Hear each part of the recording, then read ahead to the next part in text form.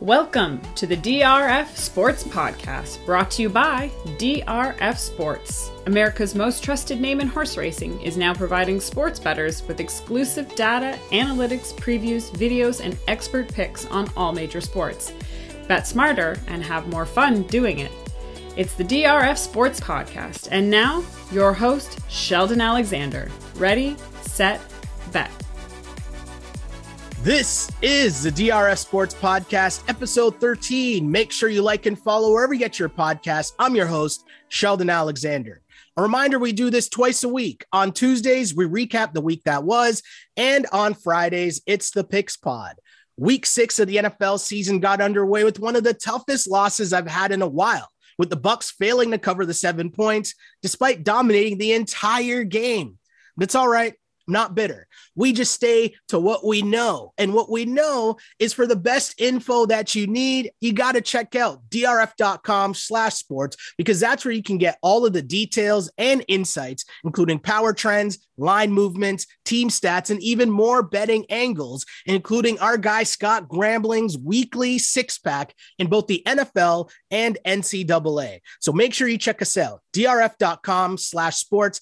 That's where you need to be every day for our game previews. Plus, of course, we go in depth on this podcast. Recently, we had a chance to do an NBA betting season preview where you get all the insight you need into MVP bets for future trends, who's going to win the NBA title, coach of the year, all that, and so much more. Basically, however you want your betting information, we've got you covered. drf.com/sports. But as mentioned, on today's show, it's the Picks Pod. And a lot of people had a rough week last week, but somehow I managed to have a winning week, just barely. And so my guy, Matt Russell, is back to help me stay the course, and he joins me right about now.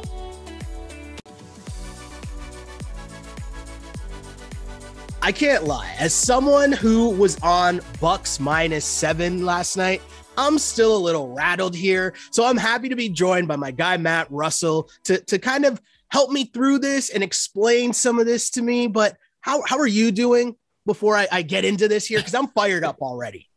Man, I'm fantastic. Listen, we talked about it on Tuesday. I didn't love this game, right? We can't force bets if we don't absolutely have to. And we talked about, okay, well, if it gets to 7.5, then we have to start really having a conversation about the Eagles. And at no point was I necessarily looking to bet on the Bucs. But man, like watching that game and going, and I've experienced every one of these, right? Like just about every one of these sorts of games, like just a full on, I guess, I don't know that I love calling it a bad beat, because, the strategy was sound. Mm-hmm. There was still plenty of, time left in the game, and you do what you can to sort of come back in a game.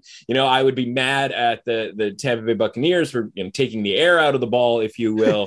But I just, and I feel bad, right? But like, all you can do is laugh, because you look at that line, and not that the line was necessarily suspect, but like, you go, okay, like Philly, +7, like I don't love it. I'm certainly not laying over a touchdown or expecting Tampa to win by more than a touchdown on the road, not against anybody with a pulse. Mm-hmm. And then like something like that happens. You're just like, man, I couldn't be happier with not being involved in that game, even though my lean, right, was to the Eagles, if we could get a little bit extra value on it. And of course, then you watch the line from when we spoke, it goes down to 6.5 in a lot of places.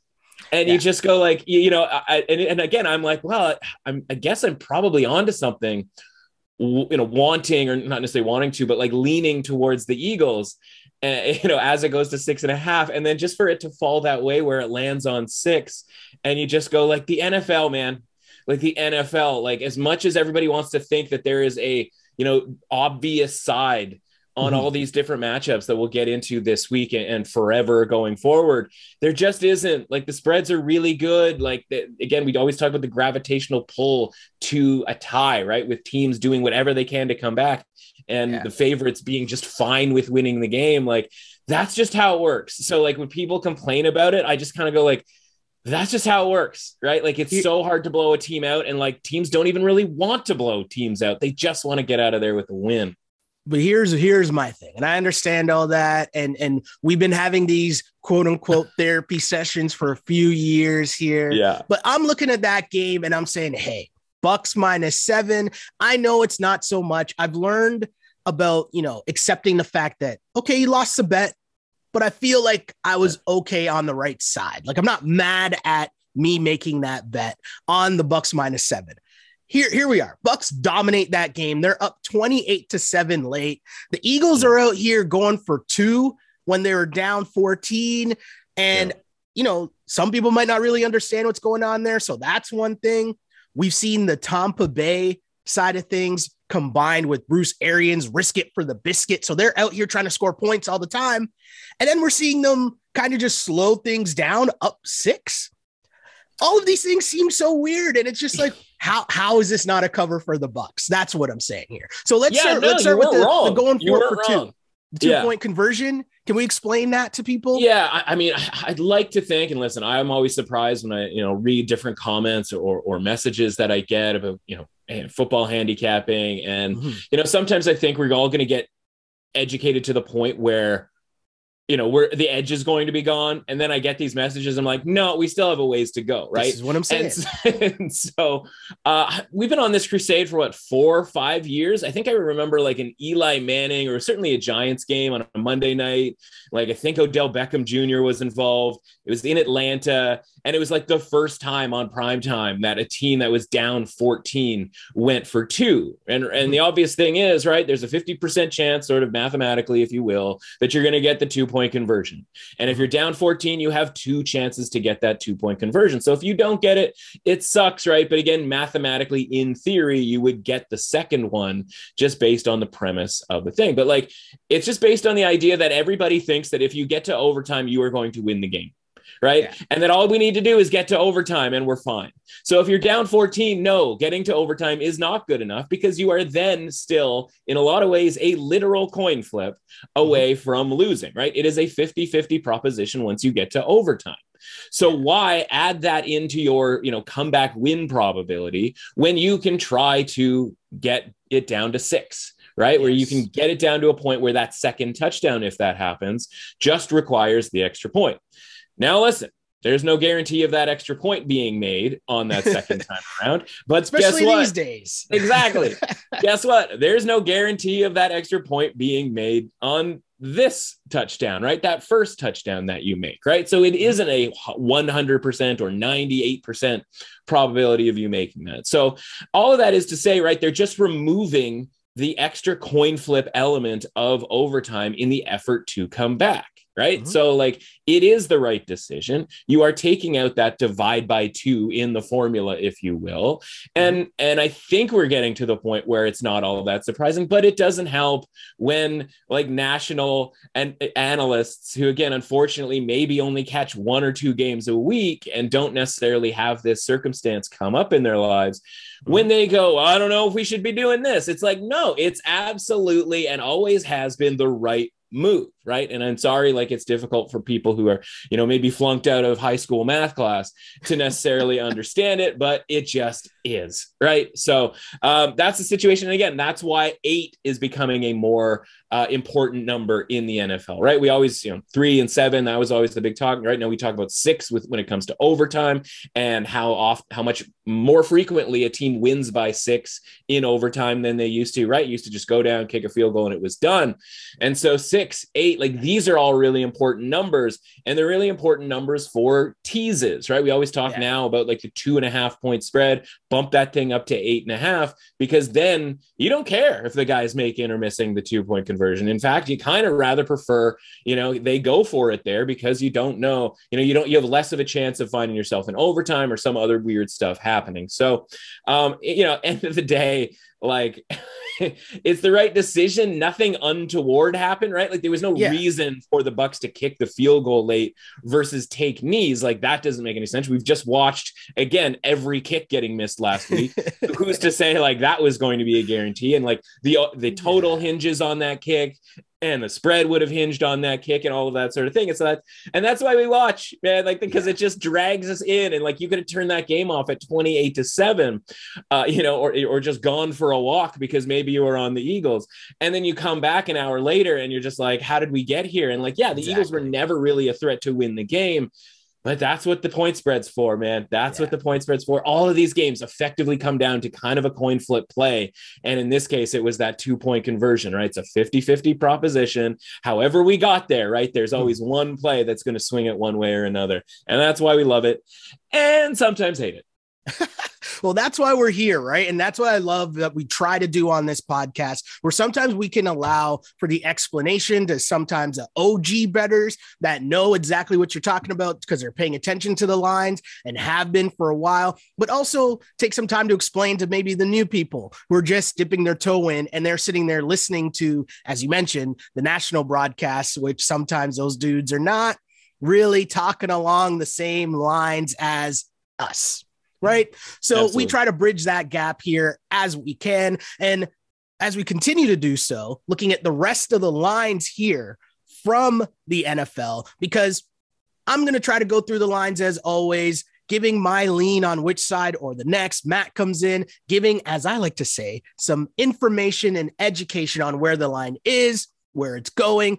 And, you know, that's what we try to do here. So let's start with another London game, which the NFL back. Just continues to be, you know, sending out the hits to London. So we got the 1-4 Dolphins taking on the 0-5 Jags. Wow. Dolphins are 3-point favorites. And this game, I mean, I'm just taking the points. I'm being just blatantly honest. I'm not even going to try to break it down even more. I'll leave that to the professional here. I'm just saying these two trash teams, cool. I'm not going to watch this game. I'm going to wake up. Maybe it'll be on in the background or something, but I'm not dedicating time to these trash teams at 9 a.m. in the morning. I feel bad for London. Yeah, I wish it was as simple as just like half paying attention to it, but you're right? Like it's a mandatory bet. Frankly, it's not any different than Atlanta and New York, and that didn't work out. But like, you know, I'd make that bet a bunch of different times, right? I would expect a little bit of better effort, you know, in the morning, like speaking of rolling out of bed, right, from the Jets. And again, we don't know. Maybe Miami's more prepared. Maybe Jacksonville's more prepared. And I think normally we would sort of rely on the concept of like Brian Flores, like we like him more as a coach than we do Urban Meyer because we like literally everybody as a coach more than we like Urban Meyer. Not to take anything away from Brian Flores necessarily, but that team's a Damian Harris fumble away from 0-5. Yeah. And if we're being honest here, probably the Jacksonville Jaguars are, you know, a 4th and 1 at the goal line conversion against the Bengals at the end of that first half from going up 21-0 and probably winning that game, right? As much as, you know, they are the Jags, you know, having a 3-touchdown lead is a lot bigger deal than a 2-touchdown lead. And so we could be talking about the 0-5 Dolphins against the 1-4 Bengals, right? And again, against the 1-4 Jags. And so, you know, listen, it's funny that you just sort of go like, yeah, these two teams are trash and all that sort of thing. It's like, that's a really strong summation for a bunch of other metrics that I could like start slinging at you, right? Like we could get into yards per play on offense and defense and how Miami is worse than Jacksonville in both of those categories, especially lately, right? And this is a what have you done for me lately league, right? So Jacksonville comes in here and their offense is actually, I don't want to use the word cooking, but like they're certainly like dicing some stuff, right? Like some moves. Yeah, like they're preheating the oven here a little bit. James Robinson's now like officially on the team. Like he's officially involved in the offense. Urban Meyer has gotten a text late night from James Robinson saying, you up? And he's like, oh, James Robinson's in the mix? Oh, maybe I should use him. And they are, right? He's averaging over 100 yards per game over these last 3 games. And so once they start running the offense through him, now they're clicking at an over 6.0 yards per play clip here, right? And they actually out yards per played, if you will, Tennessee last week. Now they got blown out. So you look at the scoreboard and again, we talk about these 1:00 Sunday games where like, maybe we're not super locked in to certain matchups. And so you weren't super locked in to Jags and Titans. And that's a game that could have gone a bunch of different ways, you know, better for the Jags, including not having basically on the first play of the game, a dubious fumble being returned for a touchdown and have them go down 7-0 immediately. Of course, some goal line issues yet again for the Jags on offense there. So all that is to say, Yeah, like you have to take the points. Everybody did. It's the same. It's so funny. It's the same situation as last week where it was opened at 3.5. Everybody sat around, looked at each other, and were like, why is this 3.5? They bet the Jags, and now it's down to 3, right? Like it isn't that complicated. We all just were like, we'll take the hook on this situation, right? Yeah. So, I wrote about it this week. Like, I feel like we could flash forward to a joke that we're going to make like 3 weeks from now about how the Jags are still looking for their first win in over a year on North American soil, because I think they win this game this weekend. Oh, and I don't care that like Tua might be back and all that sort of thing. Like we've gone over this. And as much as Jacoby Brissett has been, not particularly great, I don't think anything changes if Tua was in the lineup the last 3 weeks or is coming back this week, because I don't think that there's any difference between the two teams. And again, another sort of thing where you listen to people sort of shoot messages at you and you're like, you people really think Tua Tagovailoa is better than Trevor Lawrence at this point? Now, not that this is, they're not playing darts, right? It's not a one-on-one competition, but like Trevor Lawrence is a better quarterback than Tua and was when he was at college and just is a better prospect going forward. And the Dolphins would absolutely trade Tua for Trevor Lawrence tomorrow. Sorry, that's just facts. Hate to break that to you, everybody. Mm-hmm. So right now, the Dolphins don't have even as good of a weapon as the Jags do when we talk about the guys that they have on the team: Marvin Jones, Laviska Shenault, and James Robinson. So whether it's looking at the two teams from a talent standpoint, the weaponry, et cetera, or just the metrics, the yards per play stuff, Jacksonville might be the better team here. And I know that's kind of a bummer for everybody who thought we were going to have a better version of this Dolphins team, but that's a team that relies on turning you over defensively, right? There was a lot of kind of voodoo-y type wins, and we would brush that off last year as like, well, the defense, man, like they're turning guys over, getting scores on defense. Well, what happens if that dries up? Well, guess what? We're seeing what happens if that dries up. And that's, it would be 0-5, except for they got the turnover in week 1 against the Patriots. And listen, I'm not slagging the Dolphins for that. We had the Dolphins in that game. We had the Dolphins money line. I'll be forever grateful to the Dolphins for getting that fumble. But we're talking about predictive stuff here, right? We're talking about going forward and trying to figure out what these teams are about and what the quality level is for these teams. And there's nothing that says that the Dolphins, from a predictive standpoint, are a team that we should be backing. Now, they might win by 3 touchdowns. They might pick Trevor Lawrence off 3 times. They might get those turnovers, right? They might get things cooking. And listen, it's Urban Meyer. It's London. Who knows what trouble that guy might get into or how prepared the Jacksonville Jaguars might be. And we might see that in the first half and be bummed out about it. But again, like we can't make those predictions. We can't just assume that one team is going to be more prepared over another team, especially when, again, like you said, both teams pretty garbage. Yeah. And I think, this was almost a perfect game to follow up our conversation on the Thursday nighter, because focus is more so trying to be on the correct side of things. Of course, you could be out here and Jacoby Brissett or Tua comes out and bombs like 5 touchdowns. Cool. Find me the person that was really going to predict that and sit on that side. That's more so what we're talking about here. And as we try to continue to remain on the correct side of things, you mentioned moving forward, and let's move forward with some better teams, as in the 5-0 Cardinals at the 3-2 Browns. The Browns are favored by 3.5 points, and I like the Browns to win this game. That's my early lean, but the hook has me a little nervous here. And I think that's what the hook is meant to do here, right? Because I'm like, I really like the Browns. Oh, but that point. I mean, that's the thing. But like, again, how did we get there, right? How did we get to this half point? And it started 2.5. And, I can speak for experience. We jumped on that 2.5, right? As a society, as a sort of sharp betting society, if you will. We jumped on that 2.5 earlier in the week. We saw it go to 3, right? The contest line in Las Vegas is 3. And now we see it up to 3.5 on Thursday once limits went up, right? And so again, how does that look from a, betting industry standpoint? Well, first of all, it looks like 2.5 was way too low. Fine. We get to 3, limits, get increased. People go, well, we're not going to see 2.5 ever again. And it's then becomes a race to get to -3, and they get the -3, and that sends it up over the 3.5. And part of that is news, right? So like there's some COVID issues potentially with the Cardinals. Chandler Jones isn't going to be playing this weekend. There's all-pro potential center for the Cardinals isn't going to play, right? So like less flashy guys, if you will. Obviously you have some Kyler Murray injury potential there as well, right? He's doing the arm twist shake thingy that late in that game against San Francisco. And by the way, fundamentally, Cleveland's a better football team than the Arizona Cardinals. And so, I get flack again. This has turned into an I get flack theme episode, but like I get flack for not bumping the Cardinals up higher in my ratings.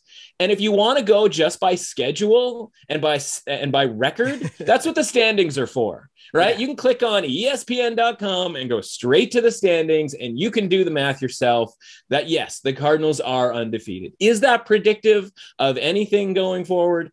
Absolutely not. And at this rate of the just excitement over the Cardinals, I would say that they're probably not going to finish above 500 against the spread the rest of the season, because that's where we're at with just the excitement, the overratedness, again, relative to the marketplace. They might finish 11-6. They might finish 12-5. But again, I'm telling you, I don't think they're finishing above the spread, above 500 the rest of the way against the spread.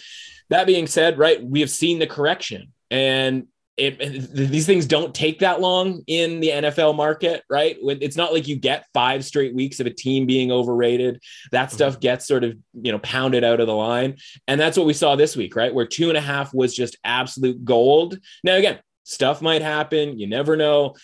We're expecting some weather, a little, heavy wind, Cleveland, Lake Erie type situation this week. Who do you think that favors? It's obviously Cleveland, right? Yep. So everything's going Cleveland's way here when it comes to situation, and just the fervor over the Cardinals here, I think is just way too much. And that's going to be a theme for this week, spoiler alert, but that's going to be a theme because there's a fervor over a lot of teams. And again, every one of them is deserved and not that surprising, right? This isn't like Carolina going 3-0. It's really just like, all right, everyone needs to calm down about the standings and like these hot teams coming in, because again, what's the motto, right? Nobody's as good as last week. Nobody is as bad as they looked last week. So yeah, this one is one of my favorite plays here. I grabbed the 2.5. I certainly grabbed the 3. Obviously, once we get into 3.5, that's a little dicey, but I will say I did have this thought this week, and I never have this thought because I'm not wired that way. I did wonder myself, like, what's the best like alt spread Cleveland Browns number that I can get? Like a -7.5 for a really good price, like a -10 for a really good price, because I think there's a very real possibility here that Cleveland wins this one big this weekend. I love it. So don't be as nervous about the hook. I love that. And that's, again, what we try to do here, explain where the line was, where it's going, and where it's at now, trying to figure that all out, because it helps me go forward and think, you know what? I'm okay. I'm confident in taking Cleveland now. And that's all we want to do. Another team I'm also very confident in is the 4-1 Chargers at the 4-1 Ravens. Ravens are at home and favored by 2.5 points. And somehow these Ravens keep pulling off these miracle games. The Lamar Jackson roller coaster is a trip. Yeah. If you're a fan, and also if you're just betting on those games, like it's just crazy.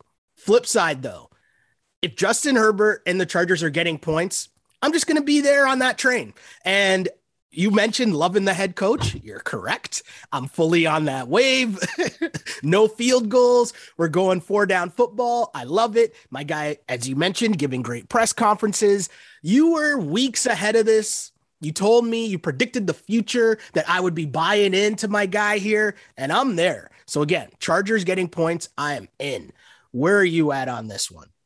Okay. So yes, preface everything with, if you're new to the podcast or just a couple of weeks into the podcast, we have Chargers to win the AFC from before the season starts. We have Chargers to win the division plus 500 from where the season starts. And when it comes to grading bets, by the way, how do those two bets look right now? Pretty good, right? Might not win, might not win. And frankly, at this point, probably won't win. I mean, the AFC West one has a better of a chance, right? Yeah. But those are really good bets, and we'll sort of take our chances from there.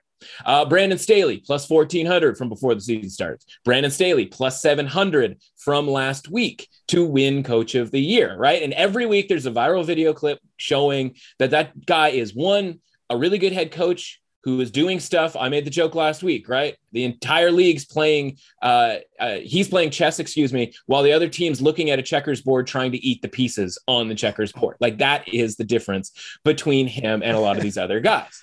So all that is to say, really, and I probably said this last week, I'm sure I did, really, really tough spot for the Chargers, right? Big time wins over and over and over again. And they got to go cross country to Baltimore, a team that, listen, it wasn't pretty on Monday, which is why we're getting the value of 2.5 points here in a game that should have been over and was over a field goal. So we just talked about it in a reverse way, right? How did we get here? We went from 3.5 down to 2.5 instead of 2.5 up to 3.5. Now here's the difference, right? And we don't do this very often because I don't want people to get kind of like caught up in the concept of like betting percentages, et cetera, and like who's on what, et cetera, et cetera. Arizona, Cleveland, 61% of the bets right now are on Cleveland, right? Not a crazy amount. That's what you'd expect from a favorite. And that's not such a heavy number that you would expect a line to move just on volume. That's on, size of bet. Mm-hmm. The Chargers are getting 81% of the bets as an underdog. 80 plus percent or that sort of range on a favorite is certainly a massive red flag for that week. Mm-hmm. But when you talk about the public liking an underdog as much as that is a mega red flag. And so for me, it's not just about that. Obviously, the spot is brutal. Again, theme week, right? Cardinals, Chargers, and another team that we're going to talk about, who, again, they're doing it with offense. People love that. They're doing it with just enough defense. They're doing it, in this case, with really strong coaching. Some of the other teams that we're going to mention, and including the Cardinals that we have mentioned, maybe not necessarily as strong or coaching. It's just a really tough spot, man. And like, Baltimore is a good team. And yeah, they spotted the Colts a bunch of points this past Monday. And you can go like, okay, well, they had to come back. And I was really impressed with the fact that they could, right? Like, we talk all the time about the Ravens, like, get on the Ravens, take them out of their run game, and then see what they can do. Well, here's 400 yards on you from Lamar Jackson, right? And like, we talked about that last week of how now they're starting this stretch of home games where if you wanted to get in on a Lamar Jackson MVP at 25-1, like, now is the time to do it because here comes the run. I think that run continues this week against the Chargers. Again, it is nothing against the Chargers. And I'll put it this way. This might be the last time I bet against the Chargers this entire season, because one of two things is going to happen. One, they're going to win the game outright or cover this spread. And I'm going to be so impressed by that. Then that means they are impervious to sort of bad spots, if you will. Right. Yeah. Or they lose this game and then they get kind of knocked down a peg a little bit, and we can get back to sort of a reasonable price on the Chargers for their games for the sort of foreseeable future, and them just being able to kind of move past any sort of scheduling spot going forward. So this is kind of like the one where I'm like, okay, we're going to fade the Chargers here. Hopefully it works out and we'll be right back on them the rest of the way, right? Still be on top of them for the whole like division scene and the playoffs and all of that sort of thing. So it is a one-time only situation here that, again, had to mention all of the stuff we like about the Chargers and all the bets that we have long-term on the Chargers. This week, it's just a tough one here against the Ravens. I have the Ravens minus 2.5. So is this one of those things where it's not so much about the teams per se, as much as it is just the number in the teams? Do you know what I mean? Like, because the number is at 2.5, that makes it a lot easier for you to take the Ravens? Oh, for sure. Yeah. I mean, crossing over -3 is absolutely critical in this play, but it's a rating thing, right? We talk about range in rating, right? So I expect a really strong game from the Ravens, and I expect the Chargers to play at sort of the back end potentially of their range. Part of that is going to be because of the Ravens. Part of that's going to be because, road game, all, travel, all of that sort of thing. And just like, you can't play this awesome all the time. And again, they were 2 touchdowns. Speaking of the 14-point going for 2 situation, right? They were 2 touchdowns down to the Browns And that game could have gone a lot differently. And if it does, we're probably looking at a -3, a -3.5, right? So the fact that we're getting that price because of the high volume of Chargers bets that's come in at 81%. Again, we don't talk about that very often, but like that's pretty glaring and needs to be mentioned in this case. That's why, right? It's just, we're on the bandwagon. We're just going to take a quick coffee break while the bandwagon goes around the block one more time, but we're going to hop right back on that Chargers bandwagon. Don't you worry about that. That's super interesting, my dude. I love it. I love the insight and analysis as always. Let's keep the train moving here. 2-3 Vikings, 2-point favorites at the Carolina Panthers, who come in with a 3-2 record. This line seems kind of weird to me. And maybe it's just because of the Vikings being road favorites. Not sure how comfortable I am there. Right. And so my lean would be to be on the Panthers, except for the Sam Darnold stuff is kind of wreaking its ugly head. And I don't know if he's feeling like he's back in the Jets jersey again or what's going on. But what's your take here on this game? Vikings 2-point favorites. Well, our issue with Sam Darnold, right, has always been turnovers. Back to USC. I never saw him play in high school. I imagine he was turning the ball over in high school as well. It's just constant, right? And that you can't have that in the NFL. Like we talk about that being the one thing we don't like about Lamar, right? He gets loose with the football. Well, like Sam Darnold is the mayor of Loose Town when it comes to like being loose with the football. And whether it's fumbles or 3 interceptions last week, it's just like, I can't rely on this guy. Home, road, like that, again, we just referenced sort of the tough spot for the Chargers when it comes to like cross-country travel, but like they're also playing a really good team. Minnesota, things got weird last week, right? And we sweat the hell out of that survivor pick last week. The fact of the matter was, like, they did only give up 7 points through 58 minutes or whatever of that game. They did have a 10-point lead. By the way, they only gave up 14 to Cleveland a week before that. And while they were only able to muster 7 to Cleveland and weren't in the red zone after that first initial touchdown drive, you just watched Cleveland just running up and down the field on the Chargers, a team that, as we just talked about, everybody loves. So point of this is like a couple of different things. One, I just think the Vikings are the better football team. I don't have much in the line for the Panthers home field advantage, theoretical home field advantage. We're not getting Christian McCaffrey back. The team is different without Christian McCaffrey. Why? Because Sam Darnold doesn't have to force things as much, right? And that means there's less turnovers. And so if you're going to lose the turnover battle, you're probably going to lose the game. That's the thing we know about the NFL. And so from a market standpoint, we watched this line open Carolina -1, -1.5. I even wrote my teaser piece for the score on Tuesday about that line being 1.5 and being like, we can get the Vikings up to 7.5. I love that. Here's why I love that. Or here's an indicator of why I should have loved that. The Lions jumped the fence, right? It's jumped the fence to the Vikings by, 2 here. And, it was 1 for a little bit and it moved up to 2, even some 2.5s. Because Thursday, right? We always talk about it. Thursdays, the limits go up. You can make bigger bets on Thursday. So the big money comes in on Thursday. So Thursdays are a really key day for watching line movement because you see where some of the bigger money goes. And that's the case here with the Vikings, right? So people are on the Vikings here in a really big way. I can't disagree with that. Again, I don't care necessarily that they're on the road. We saw them play and saw them score repeatedly against the Cardinals. I believe that was the last time that the Vikings were on the road. So not worried about that. Still getting it under a field goal. I'm fine with that. So just a bunch of different things going on that are kind of worth mentioning as far as that whole like market concept is concerned. And obviously the beware of Sam Darnold concept is concerned. All of these things add up to until Carolina gets Christian McCaffrey back and until they maybe get Stephon Gilmore going in the defense to replace JC Horn, they're just not a team that I'm afraid of. Even laying a couple of points here on the road. Obviously, we saw them lose outright to the Eagles last week, and I just think this Vikings team. I'm probably gonna go to my deathbed with it. I just think this Vikings team is better than we give credit for because we're terrified of Kirk Cousins at all the time. But like, there's nobody to be more terrified of than Sam Darnold. So absolutely, give me the Vikings in this one.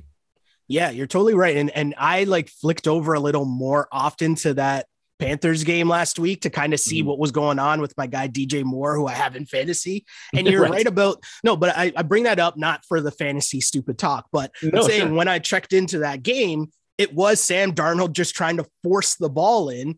two more, like so many times. And it's just like, that's where the picks were coming from. So I'm just backing up your point here on the lack of having Christian McCaffrey and how normally we talk about running backs, you know, and the role that they play, but the role that McCaffrey plays in terms of the safety blanket, a little more than that, but you know what I'm saying? Like, just that safety blanket for Sam Darnold, it's been a huge thing, especially when you're dealing with the guy who has those issues. So totally understand where you're coming from there. Kirk Cousins, I don't like it, but he's done all right for us so far this year. So I'm still rolling with it. I like it. I like it. I like it. Yeah. And honestly, what does Kirk Cousins have to do to get a little credit around here, right? Like he wasn't the reason that things got a little squirrely there, right? The Vikings defense obviously was a little bit of a reason, but yet another sketchy fumble call, by the way, going against the Vikings last week, this time Alexander Mattison, his progress clearly stopped. Apparently we don't call that anymore. Who knows with the NFL, right? And so there's a fumble there. And it's like, oh yeah, by the way, Kirk Cousins like drives them down the field in 30 seconds to get that game-winning field goal. And it's like, it's no credit. No credit. And we still go like, oh, well, they almost lost to Detroit. Like Kirk Cousins like at it again. And you're like, you mean the guy who like pulled it out of the fire for like 60% of like survivor players out there? My guy can't get any credit for that. It's like if Tom Brady did that, like we would be all about it. So obviously not comparing the two, but like, it's certainly not Kirk Cousins this year. Of course, as I say that, right, he'll probably throw 3 interceptions against Carolina this week. Speaking of quarterback play, I'm enjoying so far what we've been seeing from your man's Dak Prescott. 4-1 Cowboys, 3-point favorites in New England against the 2-3 Patriots. Now, I know that, you know, it's making me think the Patriots at home here, home dogs. My lean, though, is I'm wondering, can Mac Jones really keep up with that Cowboys offense? This is where I come in here. This is my Joe Public take here, where I need you to talk me through this here, because I'm just like, I can't see Mac Jones keeping up with this Cowboys offense. Are we really going to do this again? Are we really going to do this again? Like we just did this 2 weeks ago, right? Like Mac Jones can't keep up with Tom Brady and the Tampa Bay Buccaneers offense, right? And it's like, at least this one's right in our mind's eye from 2 weeks ago, right? Like we don't even have to like go to, you know, Neverland to kind of find out Mac Peter Pan Jones here and going up against Hook, you know, speaking of the Hook.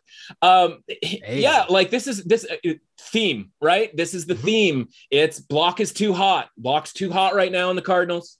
The block is too hot right now on the Chargers. The block's too hot right now on the Dallas Cowboys. This number can't be over 3. Again, maybe they're clicking, maybe they're awesome and all of that sort of thing. And again, we've talked about it. I have left room for the concept of the Cowboys being really awesome, right? I am the one who has referred back to the way we thought about this team last August before the absolute injury ravaged season that happened. We never give the Cowboys sort of, latent credit for having a bad season from an injury standpoint. Whereas like the 49ers, for example, it's like injuries. It's like, Kyle Shanahan's gonna be like under 500 and like, we're going to put him in the Hall of Fame and it's just going to say, well, injuries. Right. And it's like, we never give Dallas that kind of, sort of latent credit in all of this.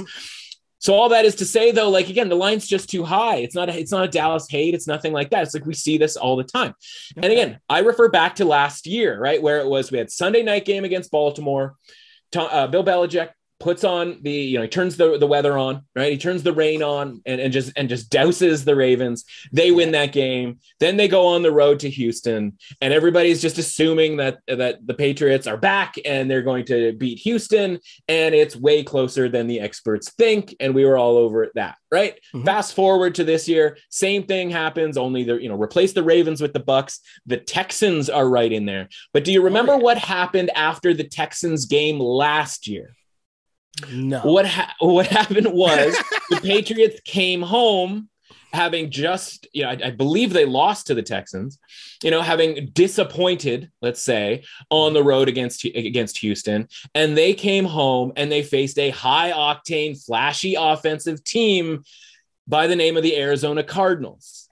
And what happened?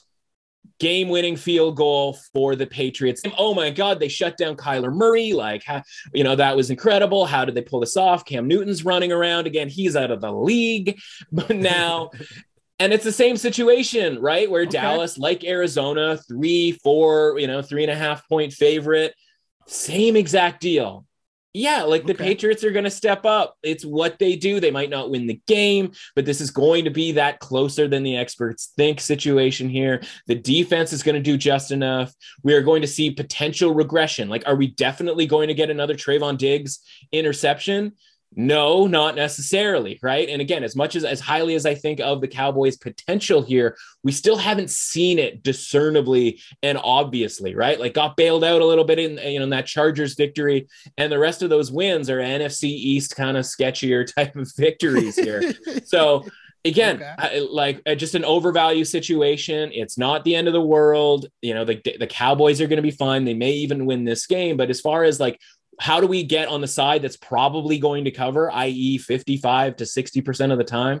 It's by having value, especially across key numbers and being able to evaluate why we're getting that value, right? And it's not hard to figure out why we're getting the value here, but we are, right? It's the Patriots plus 3.5. Anything lower than that obviously becomes less and less interesting, but as long as it's over 3, it's absolutely a Patriots bet here for me.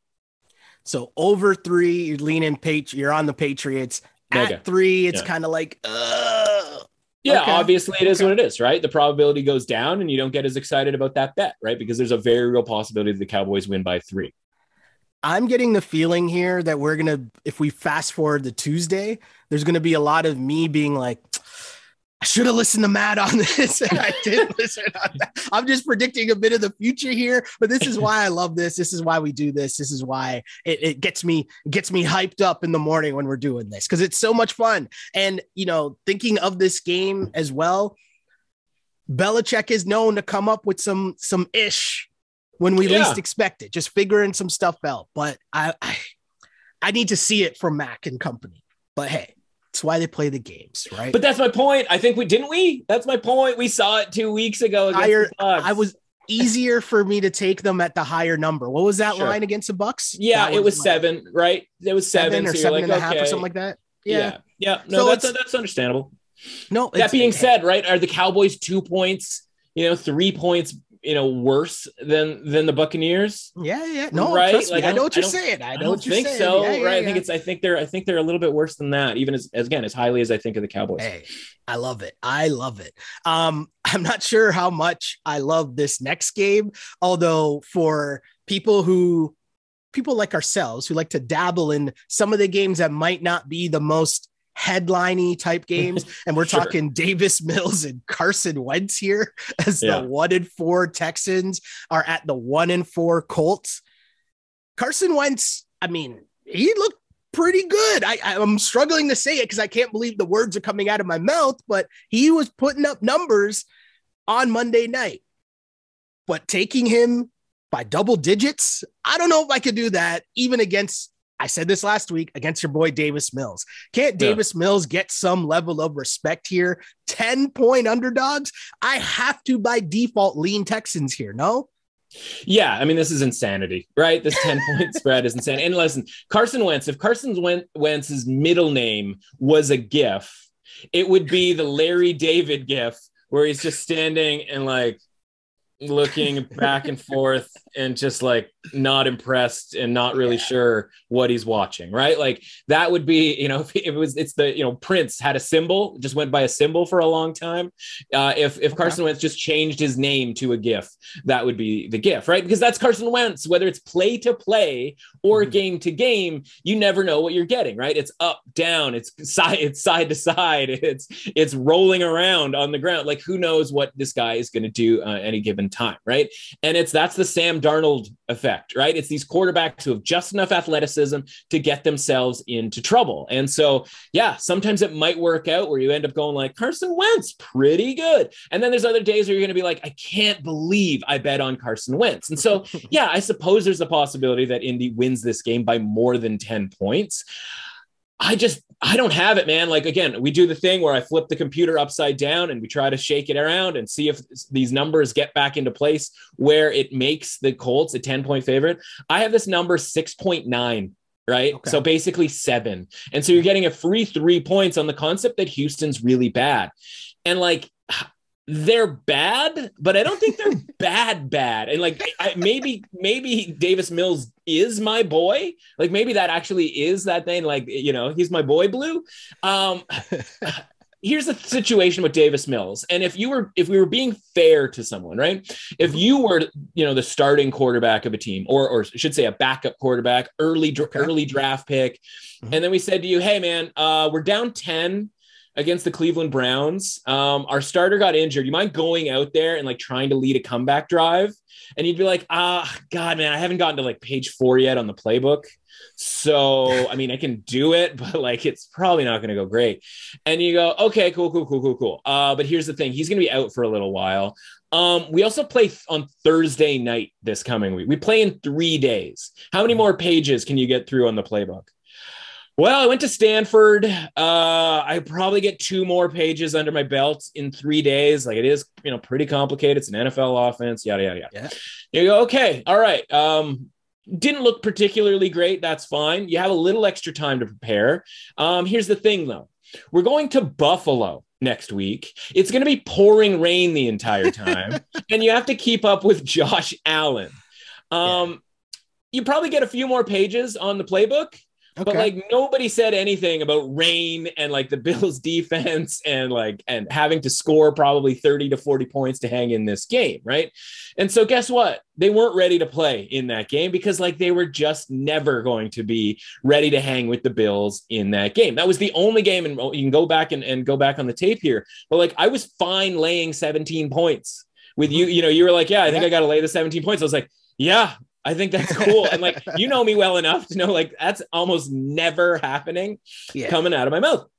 And then a week later happens and it's like, you know what? How about just a good-ish team in the Patriots? You get a full week at home. Conditions aren't sketchy. Like this is finally like a real game for Davis Mills. And we got a couple plays in the old playbook here and just make a few throws. And you know what he did?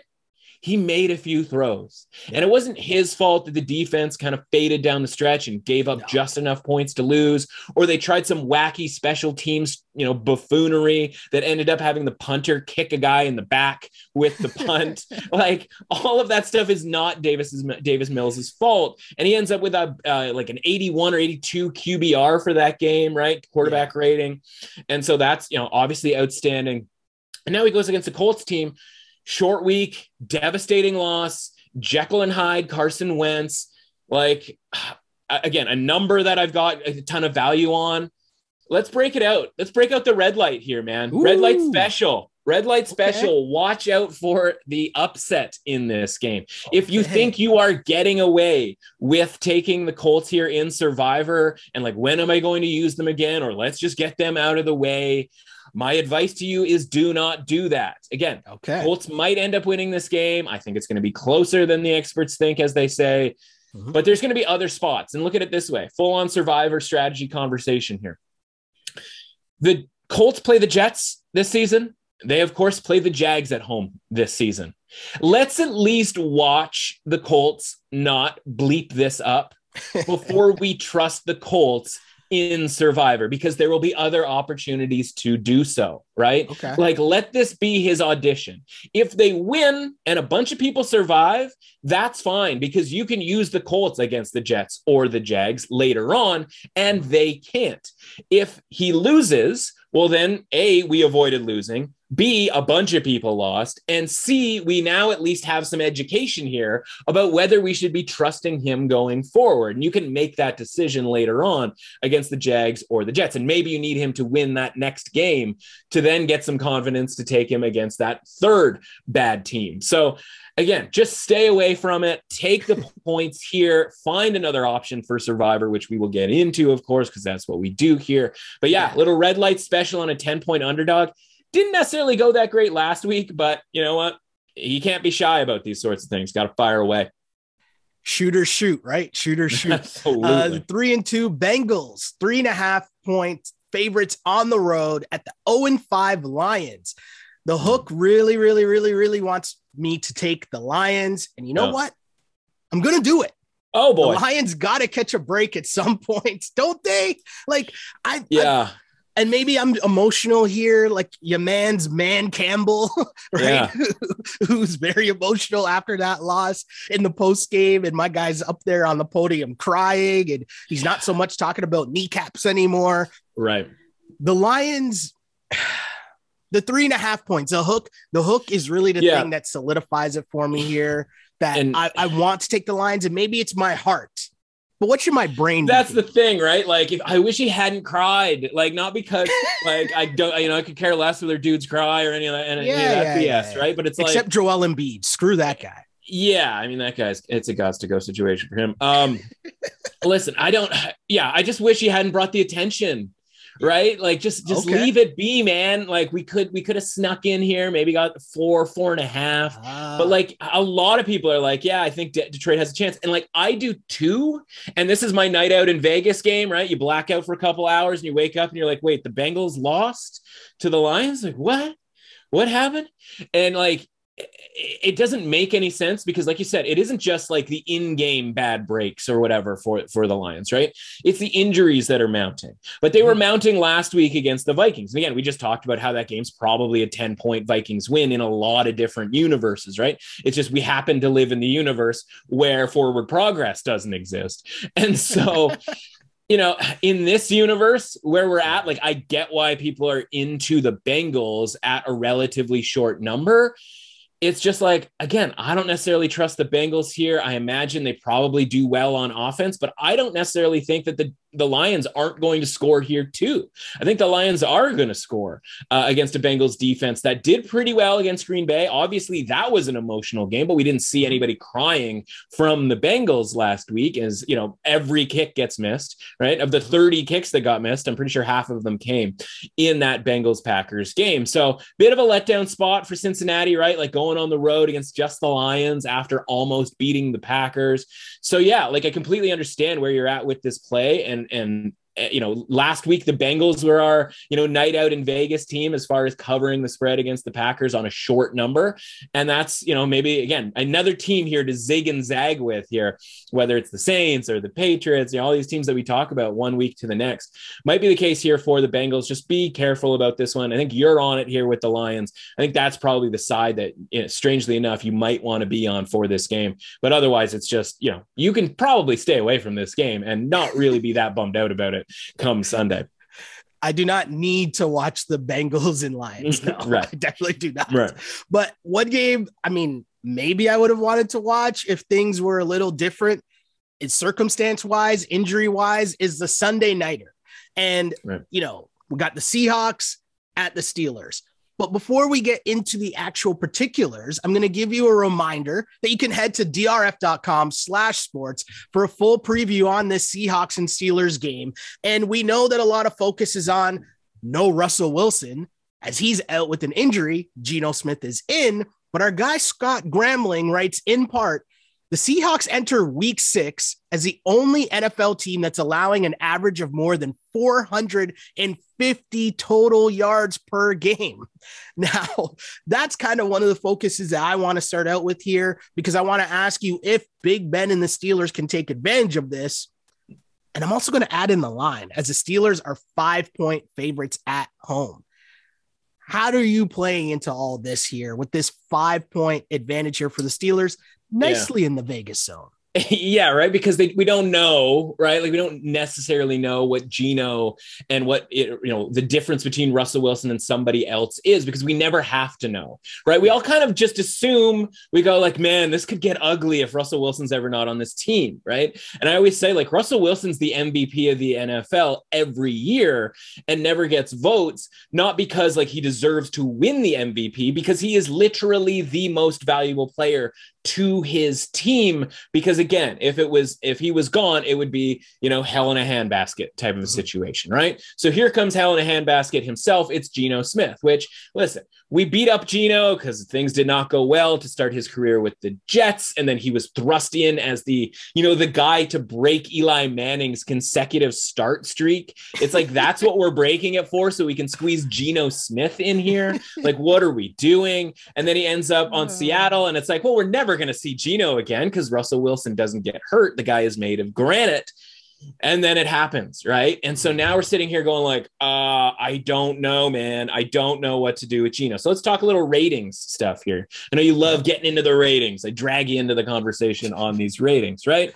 Steelers, I'll give it to you. Like, you know, mediocre team, right? So like, and we know what we're going to get, sort of the mediocre version of the Packers, where you kind of know every week what you're going to get. You're going to get solid defense. You're going to get like maybe some up and down play from Ben Roethlisberger, but you're going to get both. You're going to get the ups and the downs. You are not just going to get downs for an entire game, and you're certainly not going to get ups for the entire game. So I just sit them at 50. Right? They are purely a mediocre team, right? Like, would you argue that they should be higher or lower than 50 at all?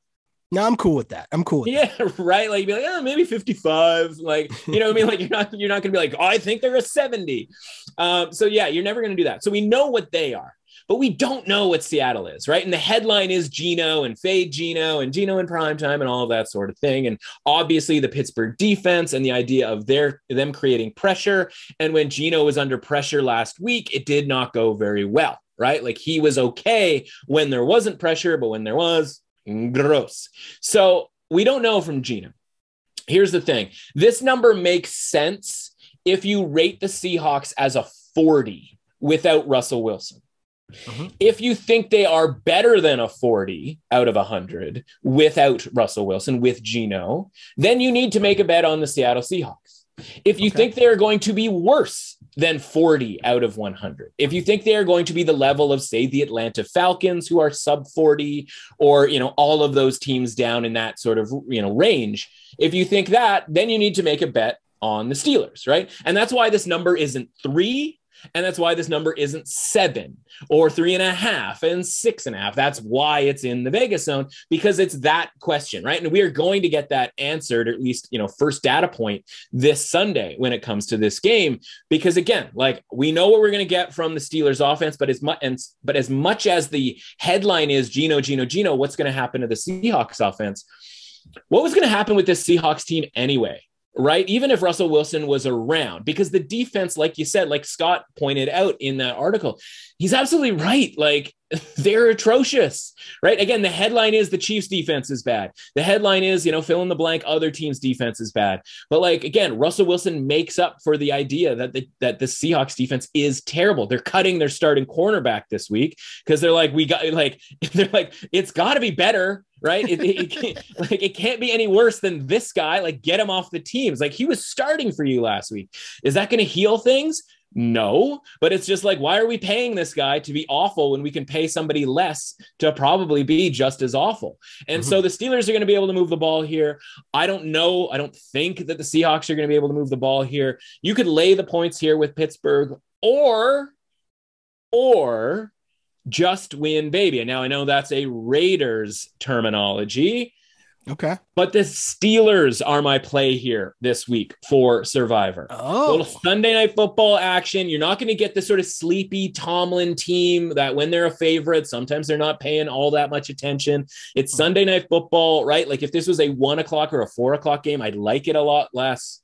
The Steelers are the sneaky survivor pick here. If we think that the Colts could lose this week, and we don't want the Rams because they're a road team, that's just sort of fundamentally not something I like. And there are places to play the Rams at home, you know, on the turf, if you will, later on in the season. This is one that's sort of, we're going to zig a little bit here. We're going to create our own path in Survivor. We're going to grab the Steelers here. There's not a ton of other spots, right? They play in a tough division where even the Bengals, obviously they've already played the Bengals at home. So, you know, you're not really wanting to mess with them on the road, but like Ravens, Browns, like, they don't have that cupcake in their division to take down. There's a Lions game in a couple of weeks, but there's some better options that you can take there, including Indianapolis after their trial run this week. It's the Steelers. So you can make the play -5, -5.5 on the Steelers. But for me, I'm invested in this Survivor pool. So I am just going to play them to win outright on Sunday night. I would be stunned. I will be stunned if Geno Smith on the road on Sunday Night Football leads this Seahawks team and that atrocious defense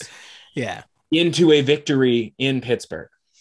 This could be the one last hurrah for Big Ben on Sunday Night Football. Gets all the flowers, the people that want to give Big Ben flowers. I might not be one of those people, but I'm talking about from a league perspective, hey, cool. We could be seeing that picture. The Monday nighter is also a very interesting matchup with another interesting line, as the Bills are favored by 5.5 points in Tennessee against the Titans. This is kind of weird to me. The Vegas zone, always my first inclination when I see the Vegas zone line is to take the points. And the Bills are obviously the talk of the town right now. So I just got red flags going off all over the place here. I know there's that Twitter thing that's going on here where you're seeing red flags. Yeah. This line here, it just tells me something fishy is going on. Yeah. I don't know. Fishy or just like, they're really, really good, man. And they're really, really good. And it's the same thing. It's the same theme. Cowboys, Chargers, Cardinals, et cetera, right? It's everything that sort of adds up to just getting a couple extra points here, right? And we saw Tennessee, pretty much the same team last year, beat up on the Bills in that weird Tuesday night game where the Bills basically kind of gave up, right? They pulled Josh Allen like the third or fourth quarter. They're like, this is stupid. We're not even going to compete anymore. I mean, just incredibly tough spot, back-to-back primetime road games, right? So you go to Kansas City, you get, we talked about them going deep into the playbook and just being like, okay, like we've got all this stuff. We've stolen stuff from the Ravens from a run game standpoint. We're just going to bust all this stuff out. They're not going to know what hit them.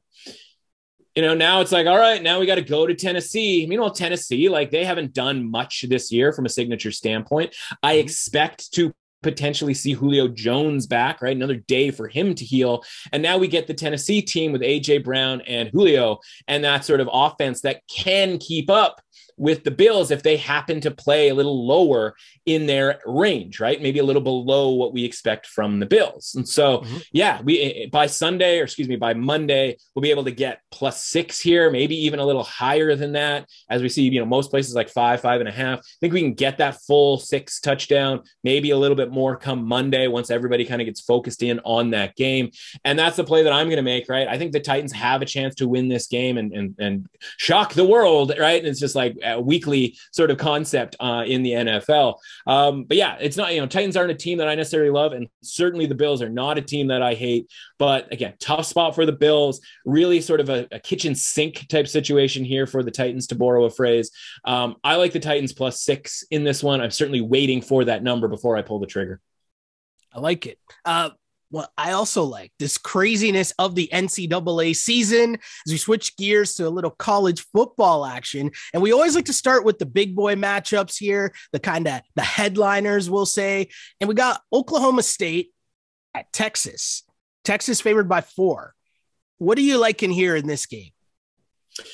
Yeah, this is funny, right? Because Oklahoma State, like mega under the radar, like, they're undefeated. Did you know that? Like, I'm not even sure I knew that, right? They sort of, you wake up and realize, wait a minute, Oklahoma State hasn't actually lost a game because the second halves of their games, we've talked about this before, they don't actually score points and they still end up covering numbers because the defense is good enough to give them a lead where they can just sort of sit on that, right? And the thing is, now this is a different story, right? You go to Texas and that offense, our guy, Bijan Robinson, Casey Thompson, like it's a different animal here for Oklahoma State. And you see this number drop down a little bit, which obviously has me a little bit concerned, at least from a market watch type situation here. This was 5.5 earlier on in the week. We're down to 4. I'm still fine with taking Texas here minus the 4. I think that team's really, really good. Again, like it sort of fell apart once things got kind of crazy against the Oklahoma Sooners last week. But we've seen them bounce back from devastating losses year after year, unfortunately for them, in the Red River rivalry. And so I think that happens again here. I think Oklahoma State, again, overrated because of the record. People are sort of just getting into sort of figuring out that that's a pretty good team, but they are a good team because of their defense. And that defense has just been able to do well against some not so great offenses here. And so I think Texas takes care of business in this one. As we keep things moving here, we got Kentucky at Georgia. Georgia, obviously still the talk of the entire NCAA, obviously with Alabama going down. All the focus is on Georgia kind of being the leaders of what's going on here, but 21.5 point favorites. Is that too many points? Well, it certainly was early on in the week when it was 23.5, right? I wrote about it for the score. And this obviously one of the big games of the week. And listen, I love Georgia. like, we've talked about this, 2 weeks ago, talking about how, like, I think they're better than Alabama. I think they're going to beat Alabama. They are the best team in the country. The defense is insane. We get thrown off because the quarterback situation is a little bit dicey and, like, it's not, ideal. They don't have that, like, draft pick level quarterback, and that sort of throws everybody for a loop. So yeah, like, I was on Kentucky at 23.5. And guess what? That was too many points because this number is down to 21.5. Now, is there that much of a likelihood of this game ending on 22 or on 23? I mean, you'd be surprised the way these sort of things kind of work out. But as long as you're getting over 3 touchdowns in a game that I think is going to be really low scoring. And I've said that about the Arkansas game. And I potentially said that last week in the Auburn game, as we actually went with the total last week, under 46. And we got there by like a point because Georgia actually gave up 10 points last week instead of 0 points. I think both these teams' defenses are really good. I really respect the coaching job that Kentucky has gotten under Mark Stoops, right? Like, who knew that Kentucky would be undefeated and the 11th ranked team in the country? Like, this is new heights for them.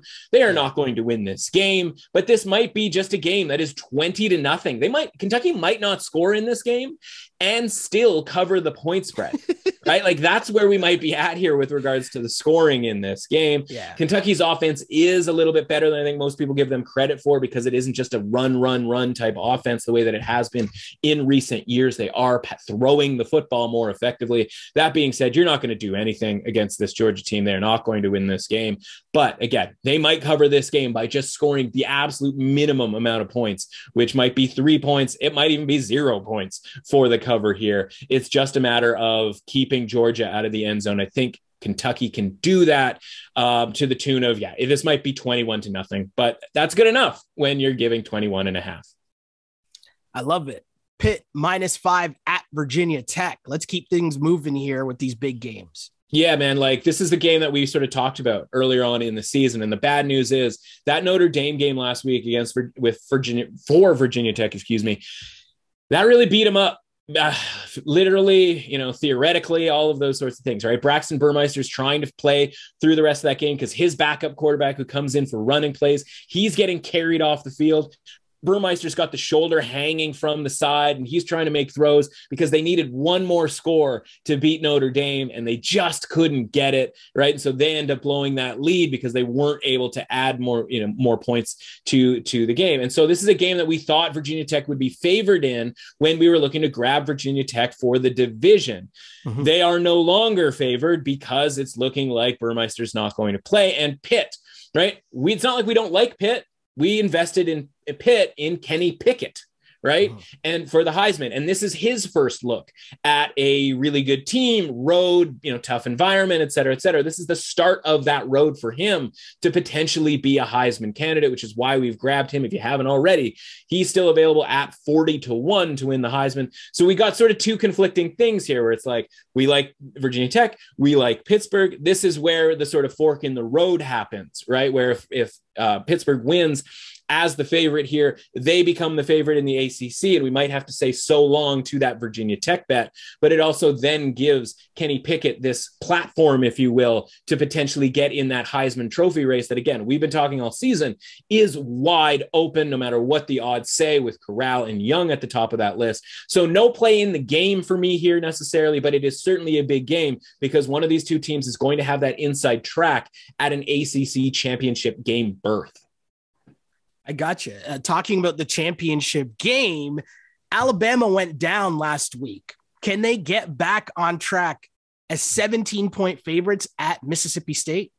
Yeah, you'd assume so, right? I mean, it is Alabama, right? And so defensively, the key thing is here early on in that Texas A&M, one of their best corners, right? Their sort of nickel corner, obviously a guy who's going to be on the field a lot of the time.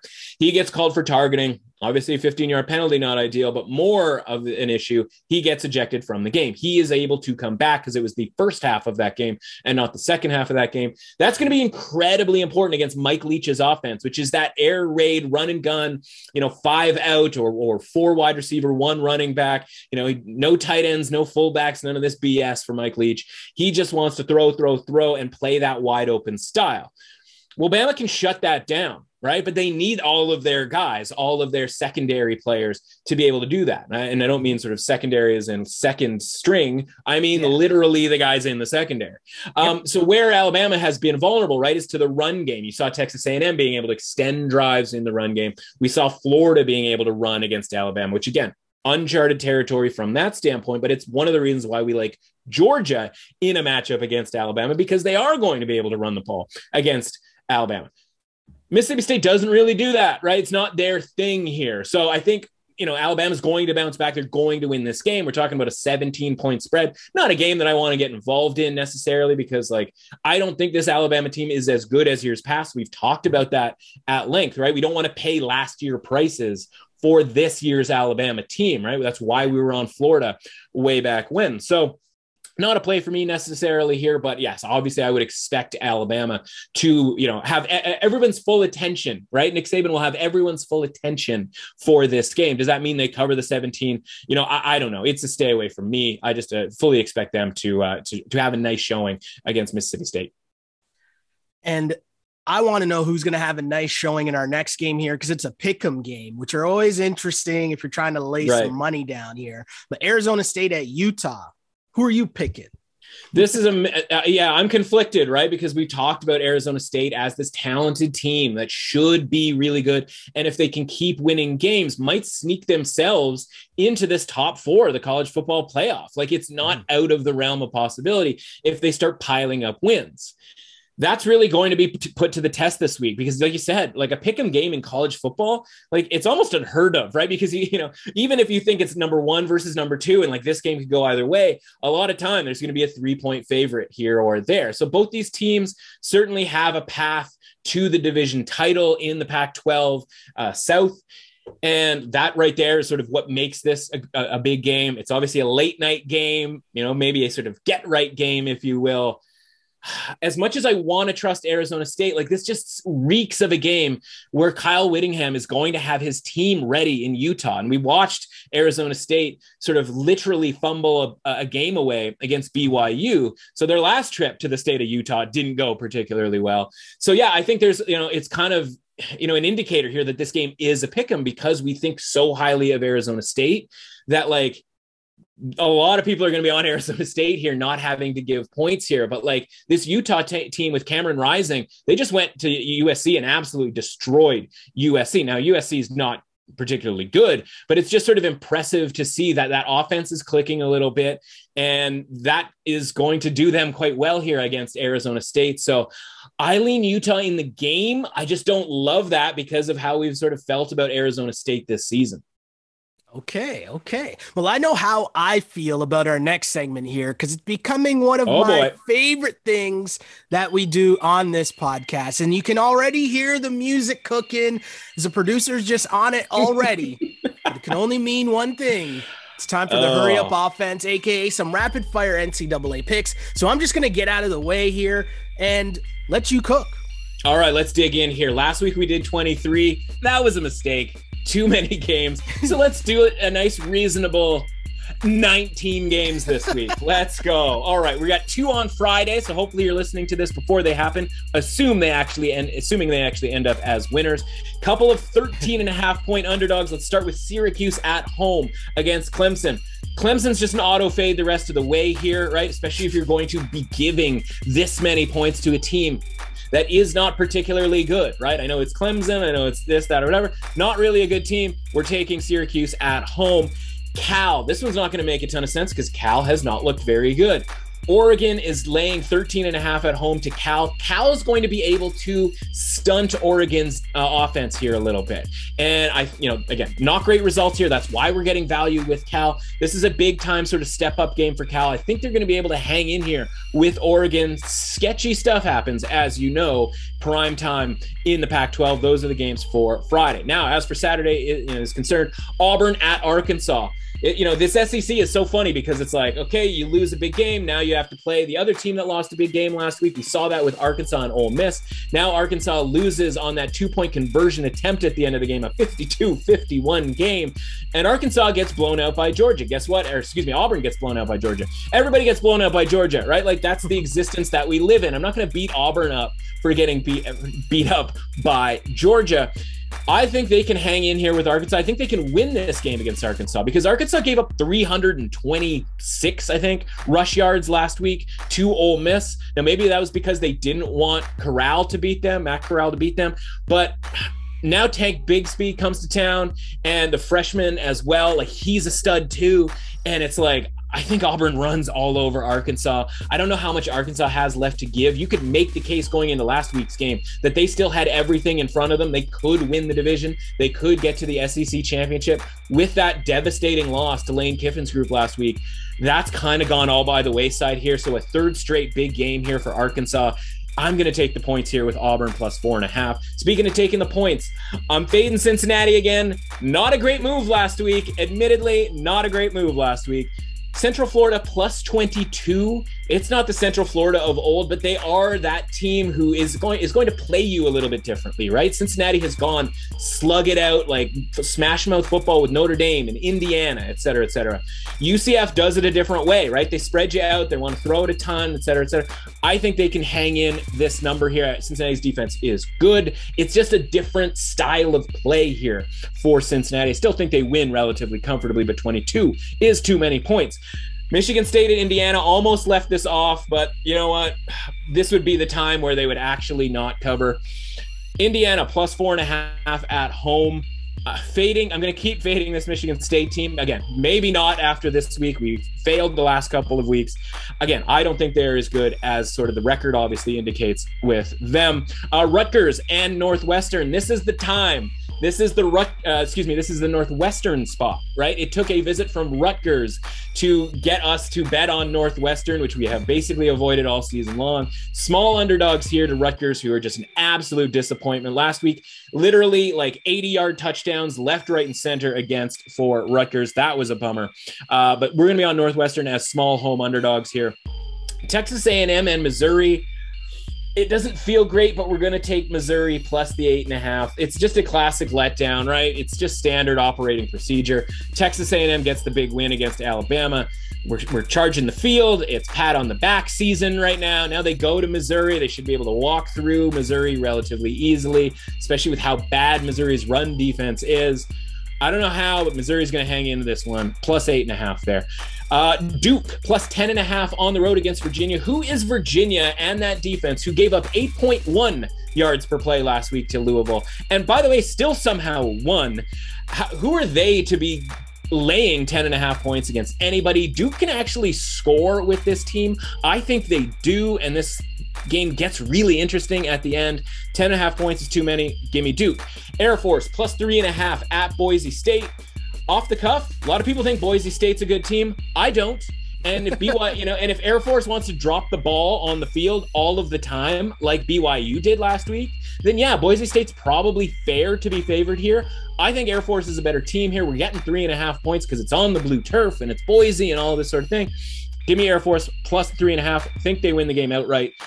Here's a rando. Troy at Texas State. We have not said a word about Texas State this season. We are probably not going to say too many words about this. This is a pure Troy fade. Troy's not good, and they are going on the road. Again, a little sort of high-flying-ish offense, or at least they attempt to be, in Texas State. We're getting 7.5 points with a home underdog in the Sun Belt.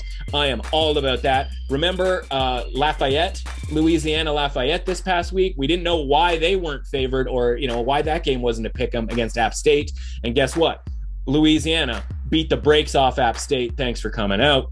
What else we have next here? BYU and Baylor. Baylor might have found something here with this offense. Again, I'm not relying on BYU to just roll the ball on the ground like they did last week. Baylor -6 here, I think, is a little bit short for a team that can play defense and has found something on offense. Kent State at Western Michigan. I just watched Western Michigan get blown out at home by Ball State last week. And you're telling me Kent State, that has been scrappy, playing really good defense this year, they can't stay within 7 against Western Michigan? Give me the 7 there. Do not give me the 7 or the 7.5 with the Miami Hurricanes. This program is in shambles. North Carolina, massively disappointing season, but they're going to take advantage of this Miami team and they're going to beat the hell out of them. Miami is going down hard this weekend to North Carolina. Give me North Carolina minus the 7.5. Not even afraid of the hook in this one. UTSA, our road runners, we love them. Like, we're on them a lot as underdogs. That's not where we're at here, right? They are 18-point favorites against Rice. Never going to say much more about Rice. This is, again, purely sort of a fade that UTSA is going to sleepwalk through this game after a tough one at Western Kentucky last week. We were on them then, and they covered. It was great. They are not going to cover this one. They will probably still win comfortably, maybe a 2-touchdown type game, 17.5, 18, too many points there. TCU at Oklahoma. Everybody's excited about the Red River Rivalry victory. I am like undefeated on pronouncing Red River Rivalry, and Oklahoma is undefeated. But it has come at a price. One, they don't really know who's going to start for the, for a quarterback, right? Or who should be starting necessarily. And two, it's been by the skin of their teeth, right? They have yet to cover these big time numbers. TCU, Gary Patterson, he loves this spot as the big underdog. Max Duggan is the guy I trust at the quarterback position in this game. Give me them plus the 13.5 points. Horned Frogs plus 13.5. 4 more to go. This is our spot. This is our Kansas State spot. Skylar Thompson comes back 2 weeks ago, last minute type thing. And he, still was banged up. They didn't want him to run. We need Skylar Thompson to be able to run the football. They still covered against Oklahoma. It required a kickoff return for a touchdown to do so. But now they've had 2 weeks off here. They had the bye week last week. I expect Skylar to, like, the restrictor plate, if you will, to come off, and he's going to be able to run the football. I don't trust the Iowa State Cyclones at any point here. Again, I know it's Brocktober with Brock Purdy. As much as I like handicapping games with puns, no, not happening here. Kansas State may win this game outright. I'll take the 6.5 points. Ole Miss and Tennessee. I've never tried heroin. I imagine watching this game is going to be what that is like. We have a game here that the total is 83 points. What? Yeah, like, it's going to be off the rails. Stay away from the total. Like, you don't want anything to do with that. I will take a couple extra points with Tennessee. I don't know that that's going to matter because in an 83-point game, 2.5 points is nothing, right? But maybe it comes down to a 2-point conversion. We just saw it in a 52-51 game involving Ole Miss last week. So I'll take those couple of points on the chance that that kind of thing happens. On the exact opposite, if I've never tried knitting on a Saturday night, but if you are the type to knit and wonder, is it too early for me to go to bed? Army and Wisconsin is absolutely the game for you. That game will put you to sleep. That game will be done early. 14 points with Army in a game where I'm not sure how anybody scores. I will try that a million times over. And then finally, NC State and Boston College. We have talked quite kindly about NC State. We like NC State. This is a tough spot. 3-point favorites at Boston College.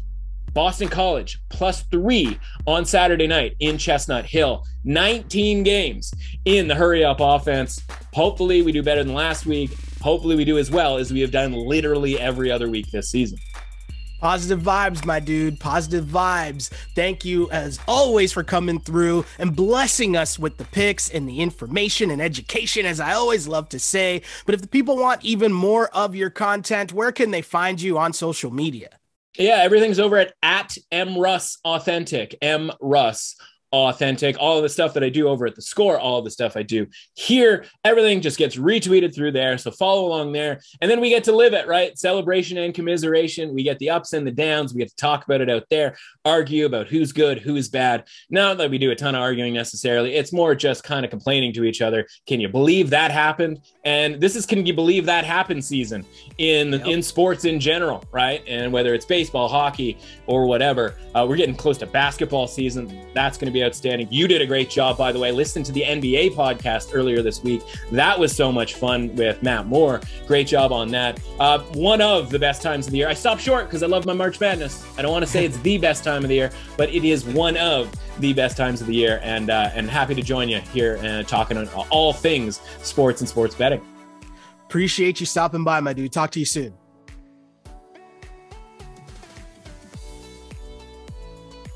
Thanks to Matt for coming on the pod. And if you want to follow me online, you can do so on Instagram @Sheldon Alexander and on Twitter @Shell Alexander.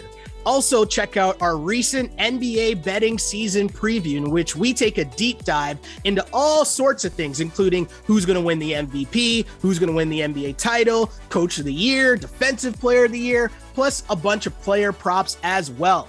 Tune into that wherever you get your podcasts. That's the DRF Sports Podcast, our latest episode before this one. But thank you for rocking with us on this brand new project for DRF Sports. And if you might not be familiar with the letters DRF, well, Daily Racing Form has been around for over 100 years, giving you all of the horse racing information, data, and analysis.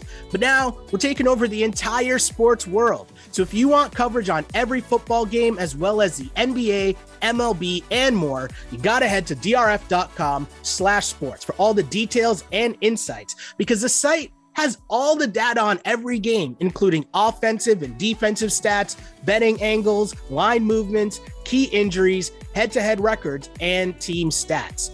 The DRF data is what powers our power trends. So if you want to see which trends our analysts have selected, follow us on Instagram and on Twitter. But if you want access to the raw data, drf.com/sports. That's where you need to be for all of the usual previews. Plus, we go in depth on this podcast. However you want your betting information, we've got you covered. Again, my name is Sheldon Alexander, and this is the DRF Sports Podcast. It's all we got for now. But until next time, see ya. Thanks for listening to the DRF Sports Podcast. Please subscribe, rate, and review the show. For more sports betting advice, go to drf.com/sports and follow on Twitter at DRF_sports.